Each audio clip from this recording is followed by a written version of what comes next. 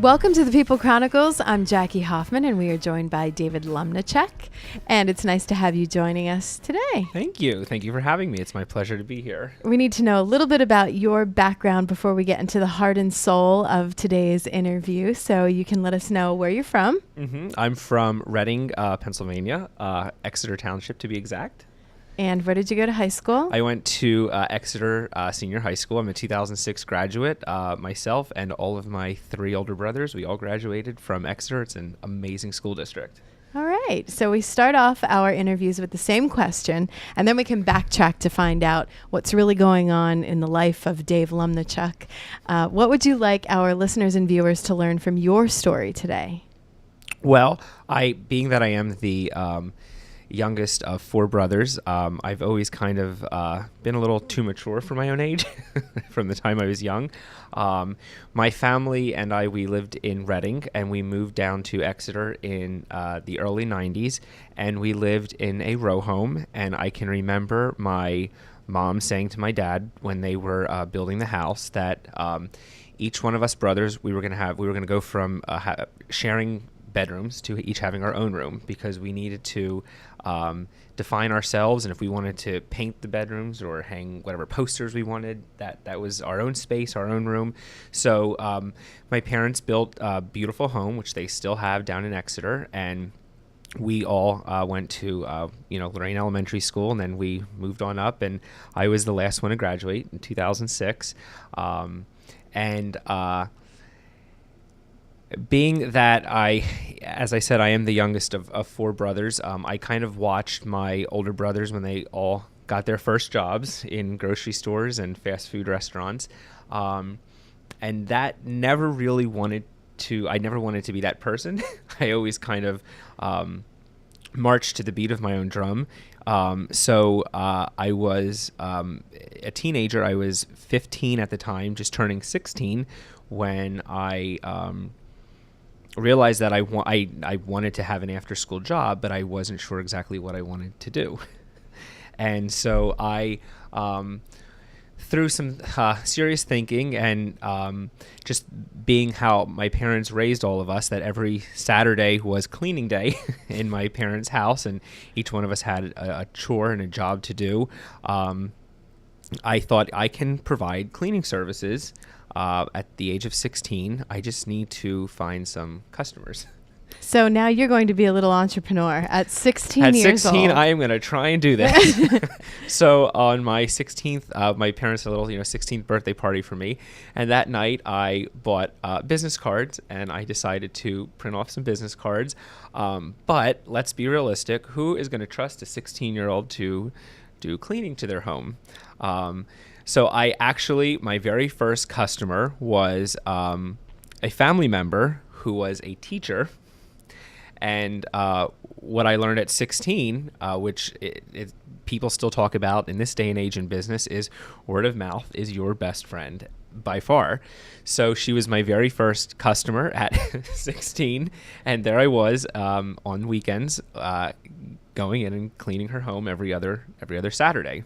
While your friends were probably out, or sleeping in, watching cartoons, the typical thing to do, with their sporting events or with their friends, and you want to make a little money. Yes. And I kind of always, because I did march to the beat of my own drum, because I always kind of, I don't want to say I kept to myself in school, but I always kind of did my own thing. I was never really into sports. I was, I just did my own thing. I didn't want to have that job after school where I was around my classmates, and which just wasn't for me. It was not, and I absolutely have the utmost respect for, anybody who is in the service industry, the food industry, works in a grocery store. I just didn't want that for me. That was just something that I wanted to do something a little bit different and kind of go off on my own and be my own boss, if you will. So the way that you learned to sort of do your own thing in the form that you wanted to do it was watching your brothers, more or less, and you learned from them what you didn't want to do, and Absolutely. That's what happened. Absolutely, because I think that in life you can learn from everywhere. You can learn from everybody, and you can learn what to do in life and what not to do in life. And I think that no matter where you are or what situation you're in, there you can always learn something. And so I didn't want to be that person who was flipping burgers at 16. I didn't want that. I was in school, I was in high school, and I wanted to go off and kind of do my own thing and be my own little boss on the weekends. So for those younger listeners or viewers that we have joining us, what are some key words that mean something to you that you could kind of motivate them into following your footsteps? Well, I think it's funny you say this because I speak at many of the different high schools here in the local area. And one of the biggest words that I use all the time in the classroom is respect. You have to give respect in every level. And too many people in this day and age, too many young people, and I say this as a 26-year-old, too many young people they are heading in the wrong direction. And they have to give respect in order to earn respect. Being that at one point I was cleaning for half of the teachers in Exeter that taught me and my brothers, they were teaching me by day, and by weekend I was providing services to them, and I was holding their house keys. So it made for a very, very interesting and dynamic high school career for me. But my teachers knew that they could trust me in their homes because I was always extremely respectful. I was never rude. I always did my homework. I always paid attention. I was never one to, walk the hallways and be a bully. I just kind of kept to myself, and I was also very determined. So those are, determination and success and definitely respect, I think all kind of encompassed who I was. And what I would definitely say to young people is you have to, if you want to go somewhere in life,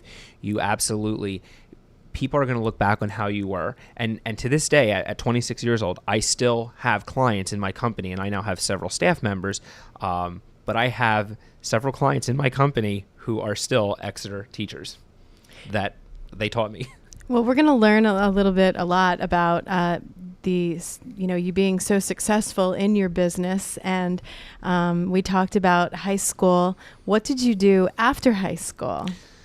So after high school, it was a very interesting time in my life. I was 18. Had just graduated high school, and I was self-employed, and life was good. I was going to be starting college. I was still self-employed at the time. By then I had several clients, and I had a few people working for me at 18. And I had actually just come out to my family that I was young and gay and trying to find who I was in life and my path to find happiness. And it made for, being that my family is a pretty strong Catholic family, it did make for an interesting time in my life to show my parents and show my brothers and my extended family that it did not define who I am. It's just, I just so happened to be a young adult who is gay. What was the reaction, their immediate reaction? That's my first question. And then my second question is going to be, how long did it take you to finally let go and let everyone know? I think the immediate reaction was, what are people going to think? What's the family going to think? What's, the coworkers of my brothers going to think? And I think, I had my brothers were extremely supportive. My parents in the beginning, they were just, I think it was uncertainty. And they just needed to know that some people live their life based on their sexuality, and that's not me. I am David Lomnychuk, who owns a business, who just happens to be gay, and I don't let it define who I am as a person. I let my actions and my giving back to the community and my giving back to charity and being family oriented, that's who I am as a person, and I just happen to be gay. So when my parents realized that, I think they finally knew this is okay. This is not this is not the end of the world. But I was in college, and I was still in business for myself, and I was in a relationship, and I realized that I needed a significant change to continue on in my path. And so I decided to no longer attend college, and I ended the relationship I was in, and I actually stopped the business, and I got rid of the company, and I relocated to Key West, Florida. And I worked for a 4-diamond Westin hotel.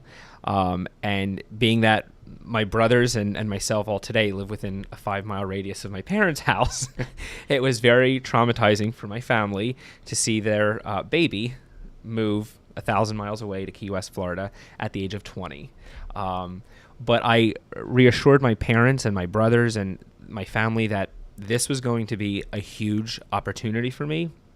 And I look at when I will never use the term that I dropped out of college, because as soon as I stopped going, I felt like my education continued by relocating to Key West, Florida. I was working for one of the most high-end hotels on that island. And within a year, I was promoted from a supervisor to the assistant director of housekeeping. And then I also was, on the weekends, I was the front office supervisor. So I looked at it as being continuing my education into hospitality and into being what I feel I'm amazing when it comes to providing service and providing impeccable customer service. And I learned that from working down in Key West. Well, we're going to take a short break. I hate to interrupt you right now, Dave Lomnychuk from David's Cleaning. And when we come back, we're going to find out how we got you back here from Key West.